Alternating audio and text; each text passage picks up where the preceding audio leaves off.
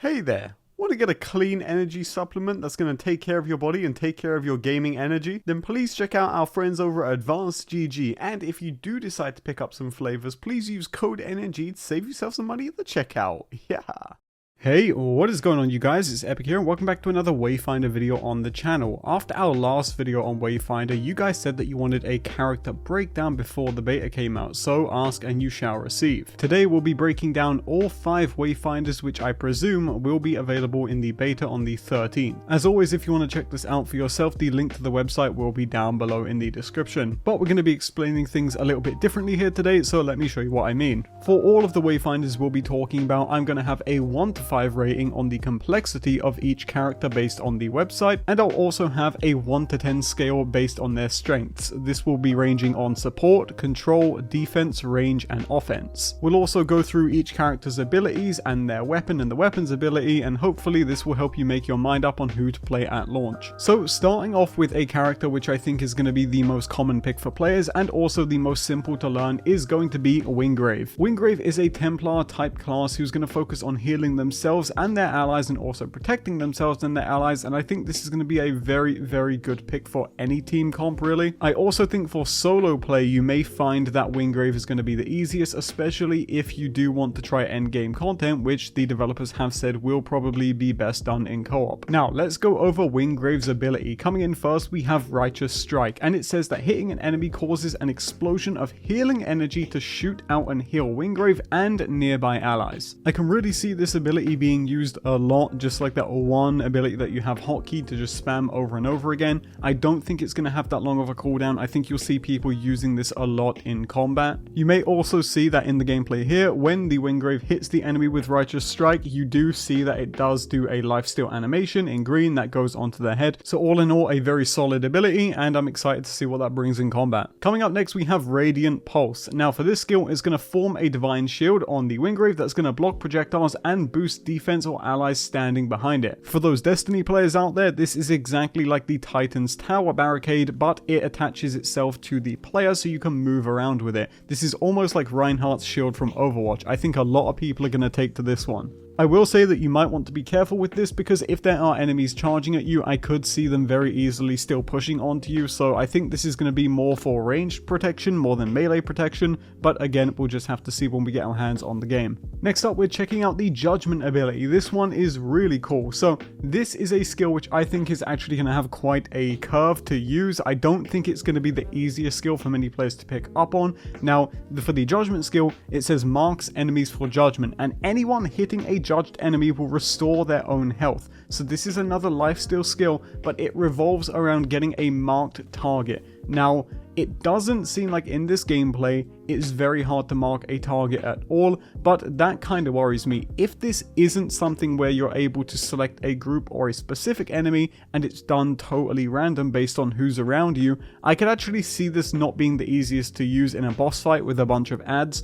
Now, of course, just with anything we're going to talk about in this video, I haven't had my hands on it, but just from what we're seeing here, it doesn't look like it'll be the easiest skill to use, but I do think for just common farming, it's going to be pretty nifty to have. And now finally, for the abilities on the Wingrave, we're going to talk about the last one, which is Divine Aegis. This is a skill which I think is going to be absolutely invaluable at endgame. This makes one massive barrier that anyone standing behind it can basically become invulnerable to all damage. Now, I say behind it, and the description says standing in it.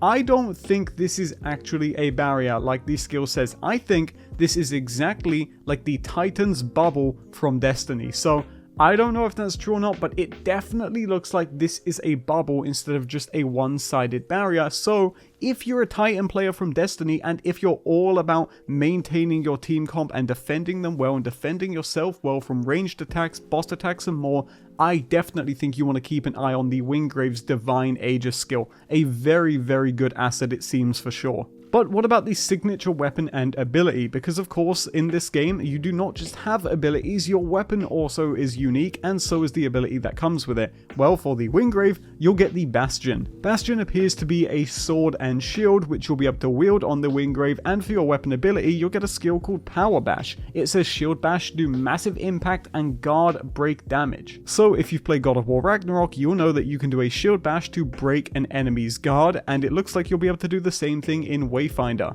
So to sum everything up, it almost seems as though the Wingrave is going to be the ultimate defense maker and defense breaker for enemies alike, allowing teammates to stay healed and also heal the Wingrave while they're at it. If you're going to jump into Wingrave on launch, I would recommend it for a player who doesn't want a complex class and wants something that's easy to pick up and maybe hard to master. We'll have to find out.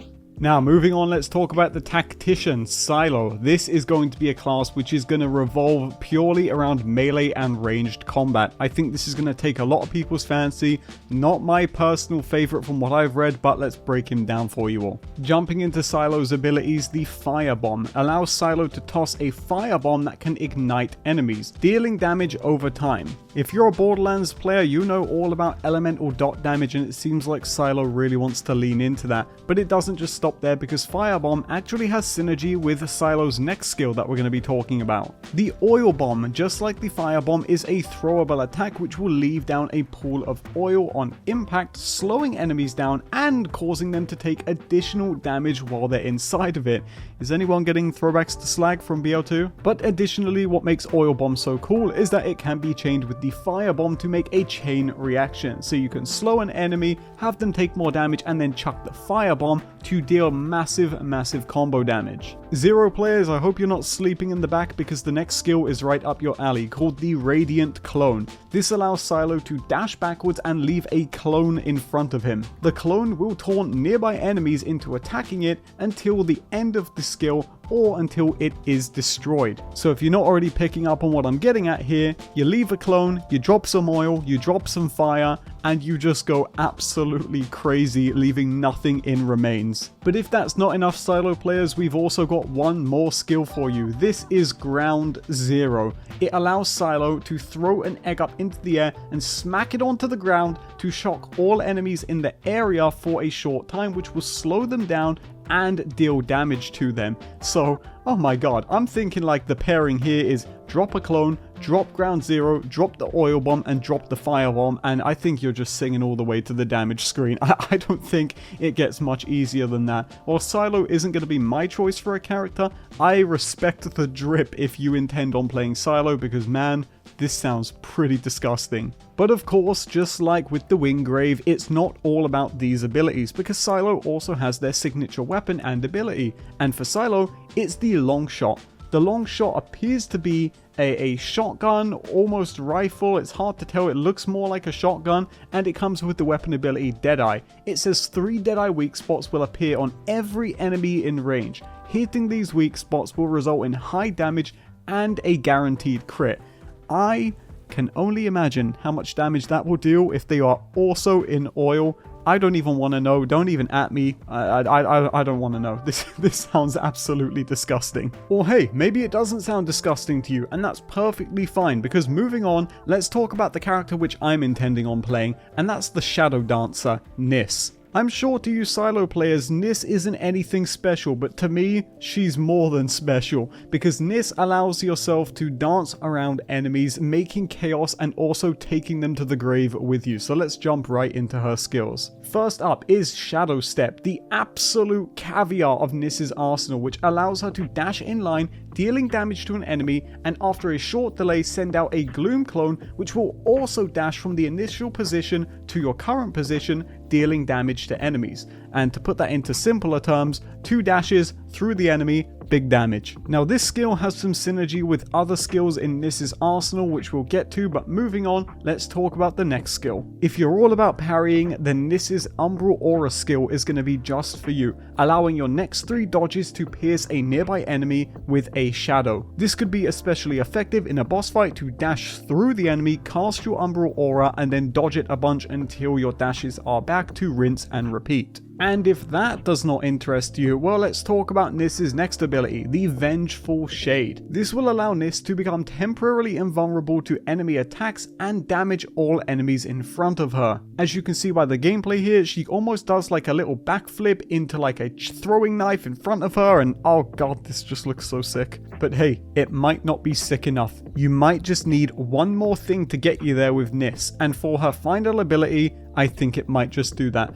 Because the Gloom Shroud ability will allow Niss for the next few seconds to use her Shadow Step at no cost. This means you will be able to constantly dive through enemies, giving them an absolute hurricane of pain. This, oh my god, dude, I'm gonna keep it real. I'm popping a Rocky right now. I'm erect, is all I'm gonna say. Oh, but wait, there's more? Yes, of course there's more, because for Niss's signature weapon, she gains access to the Knight's Edge. And if you can't already tell, it's a pair of magical daggers. But how magical, Epic? Well, let's look no further than the Daggerfall weapon ability, which allows Niss to form multiple magical daggers that float around her and fire towards enemies as attacks when enemies come within range. And speaking of that, I think I've just cummed. Listen, I know the last time I simped for a character, it didn't really end well. But Niss has everything I want and more, and gamers, if you're playing Niss at launch, then you're playing with my heart in a great way, thank you so much. But let's move on to the next Wayfinder. The Lightning Queen champion herself, Senja, loves to use lightning and hurricanes and all in between the storm to take down enemies, so let's take a look at her abilities. First of all, the Gladiator Pummel will allow Senja to punch forward and then hold to showboat. On release, Senja will punch again and buff the next weapon attack, but it doesn't stop there because fully showboating increases the damage of the follow-up punch. Listen, I know some of you out there with the fisting fetish and I don't want any part of it, but enjoy your gameplay on Senja. Moving on. Senja's Gain Favor ability will allow her to hold to showboat for the roaring crowd, so to speak, filling her favor. On release, it will taunt nearby enemies while buffing Senja and her allies. So by god, with the power of mommy milkers, you can take down crowds of enemies and have them gathering around you in seconds. Now, hey, it's not my thing, it might be yours, but there are still more skills to go through, so let's get to them. If you're a Scorpion fan from Mortal Kombat, then by god, you are gonna love this next ability, because Senja's Lightning Grasp ability will allow Senja to use lightning to pull all displaceable enemies towards her in a large area. Now, what's important to note about this is that it says displaceable enemies. So for bosses, I don't think this is going to work. I don't think you'll be able to pull bosses off of ledges, so just keep that in mind. I honestly don't see this being very handy. I'm sure I'm going to be horribly wrong, but I don't think this skill is going to be anything special at endgame, anything to write home about, although again, I could be wrong. Now, for the final ability on Senja, let's talk about the actual grand finale. In the form of a lightning spear, Senja will charge to smash an enemy, dealing massive damage to them and fully filling her crowd favor meter. This is giving me major Thunder Crash vibes from Destiny. I don't know about you, I'm sure there's some Titans watching right now with a Rocky, but basically this just looks like Thunder Crash, and I'm sure it's going to be really good for stacking the crowd favor, which in turn will help you with other skills also. So if you are someone who likes that kind of thing, I do think Senja is going to be for you. Now, just like with the previous characters we've talked about, Senja does have a signature weapon, and in our case it's the Colossus, a ceremonial weapon, or in other words just a big massive blade, which has the ability Gladiator Slice. It will allow Senja to perform a quick melee attack, buffing the next ability that she uses. Using the Gladiator Slice again will perform an empowered Gladiator Slice, dealing additional damage up to 2 times. And for those of you that didn't make sense to, all you need to know is that it's a really big blade with big damage potential. But that will do it for Senja, and with that we are on to the last character in today's video. Preferring to take a step back from close combat, the War Mage Kyros might just be the character you decide to hop in with on the beta, and I wouldn't blame you. Let's jump straight into Kyros' abilities here, and the first one we'll be taking a look at is the Savage Rake. Because if you didn't already notice, Kyros gets a massive scythe, and he uses it well with the Savage Rake ability, allowing him to rake the ground with violent energy, dealing damage to all enemies in front of Kyros. Arcane fragments can be consumed to cast Savage Rake at no cost. Now, if you're unaware of what an arcane fragment is, I think you'll be very interested in the next skill for Kyros, which is the Siphon Radiant. This allows Kyros to release a wave of energy around him that damages enemies and absorbs arcane power. This will allow Kyros to reduce his cooldowns, and it will grant an arcane fragment. So I feel like the best way to use this skill would be to pop it first and then pop your Rake, because you'll be able to do it for free after getting that arcane fragment. And while I'm unsure of the cooldown that the Siphon Radiant's going to have, I could imagine that if you wait for that cooldown, you could probably stack a bunch of those fragments to have a ton of Rake charges. Now, moving on to the third ability for Kyros, we have Arcane Focus, allowing Kyros to mark enemies in the area. As the enemies are then hit, the mark will build up in power and detonate at the max amount of stacks or when it expires. This will then set off an explosion, and I think you can probably fill in the rest of the details. But in case that wasn't good enough for you Kyros enjoyers out there, or I would hope future Kyros enjoyers, the final ability in the lineup here is Shockwave, allowing Kyros to conjure shock and awe from the sky, resulting in a gigantic fist dealing massive area damage. Now, I'm sure from earlier the Senja fist enthusiasts are going crazy right now, but I can assure you, Kyros has a lot more class than being a fist fetish, so don't go locking that on him, but I do think you'll be able to deal some crazy damage with it, so hey, if this sounds good to you, feel free to pick it. But naturally, we did talk about earlier how Kyros has a huge scythe, and it has a name, being Epitaph, and Epitaph comes with an ability, much like all of these signature weapons have, and for Kyros it's none other than Arcane Harvest, a spinning slash that deals damage in a 360-degree arc and steals ability power from enemies, increasing the player's ability power per enemy hit. And you know, as I read this, I actually think Niss, there might be an affair in the future. I'm gonna be real, I might be a Kyros player at launch. But as for what you decide to play, that's completely up to you, as this is just a character guide, but what you want to play is completely up to you. However, hopefully our little guide here today helps you make your mind up a little easier. And again, if you want to double read over these, the link to the website will be in the description if you want to check them out for yourselves. And also don't forget that if you want to sign up for the closed beta of Wayfinder, you can sign up on the website also. But my friends, that's going to do it for this video today. I really hope it helped you out, and if it did, feel free to leave a like on the video and subscribe if you want to see more content like this. Thank you all so much for watching, and I hope you have a good rest of your day.